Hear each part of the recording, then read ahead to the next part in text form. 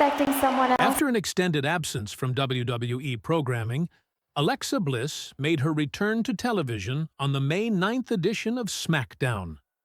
Her comeback wasn't accompanied by fireworks or extravagant fanfare, but instead a subtle, cliffhanger-filled moment that left fans buzzing. The scene unfolded backstage as Charlotte Flair was about to leave the arena, only to be stopped by Bliss. Alexa, with a calm yet calculated demeanor, asked Charlotte if they could talk, and from there, the mystery began. This understated interaction, devoid of any physical conflict or loud declarations, hinted at a deeper, potentially psychological storyline that could stretch over several weeks or even months. It marked a sharp pivot from the fiery, over-the-top return angles WWE is known for, instead opting for something more nuanced and perhaps more dangerous. A private conversation and a public fallout. By the time the May 16th edition of SmackDown aired, fans were eager for follow-up. They got it, but not in the form of full answers. Instead, Alexa once again approached Charlotte backstage, alluding to the private conversation they had the week prior. This moment was crucial, not for what was said, but for what wasn't said. Alexa asked Charlotte if she had time to think about what they discussed, which confirmed something significant. The conversation between Bliss and Flair from May 9th had taken place entirely off-screen. WWE deliberately kept fans in the dark, setting the stage for theories, assumptions, and slow-burning reveals. As the two conversed, Charlotte's tone was icy, and her body language suggested annoyance and distance. When Alexa referred to their past and even used the word friends, Charlotte questioned the term with visible skepticism. She firmly told Bliss that they were never close, and that she doesn't remember any of the kindness Alexa recalled from their NXT days. This moment revealed that Bliss's pitch was personal. Alexa had attempted to appeal to their shared history, referencing moments when Charlotte had, intentionally or not, acted as a mentor figure to a younger, more inexperienced Bliss in NXT.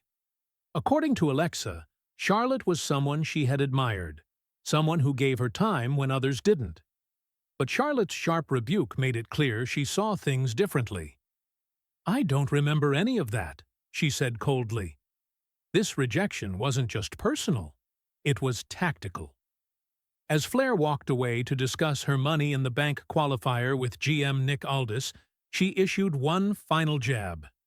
"If you want to help, stay out of the way." The dynamic between Bliss and Flair. History revisited. To understand the gravity of this tension, one must revisit the history between these two superstars. While Bliss and Flair have both held multiple championships and been at the top of the women's division, their paths rarely crossed in meaningful storylines until now. They are two of the most decorated women in WWE history, but their journeys have been vastly different. Charlotte, the daughter of Ric Flair, has always had the legacy, the pedigree, and the corporate backing. Alexa, on the other hand, climbed the ranks on her own, first making a name as a manager in NXT before evolving into a standout performer with championship gold of her own. Their contrast in styles, both in-ring and in persona, makes their current interaction even more compelling. Flair embodies superiority and tradition. Bliss, especially in recent years, has leaned into unpredictable, dark, and sometimes mystical territory. This dynamic could lead to a partnership fueled by ambition or a feud driven by betrayal. The smirk that says it all. As Charlotte walked away, dismissing Alexa's offer entirely, Bliss didn't appear deflated. She didn't break down or lash out. Instead, she smirked, a subtle but chilling expression that suggested this story was far from over. That smile was a quiet promise. Alexa has a plan, and Charlotte just made the wrong move. In WWE storytelling, such a look is rarely a throwaway gesture. Bliss's history with mind games, misdirection, and manipulation hints that she may not have approached Charlotte out of pure admiration. There could be a deeper motive, one that Charlotte won't see coming until it's too late. The upcoming Money in the Bank match, the perfect battleground. As fate would have it, both Bliss and Flair could be on a collision course once again, this time inside the high-stakes, career-defining Money in the Bank ladder match. Alexa has already qualified, while Charlotte is set to face Zelina Vega and recent SmackDown acquisition Julia in a triple-threat qualifier. This match presents multiple storytelling opportunities. Scenario 1. Alexa helps Charlotte win. Despite being rejected, Alexa could interfere in the match, not to sabotage Charlotte, but to assist her. This act of unprompted loyalty could be Alexa's way of proving her value and forcing Charlotte to reconsider her stance. Imagine Charlotte standing on the top rope after a victory she didn't fully earn, looking down at Alexa with a mix of confusion and suspicion.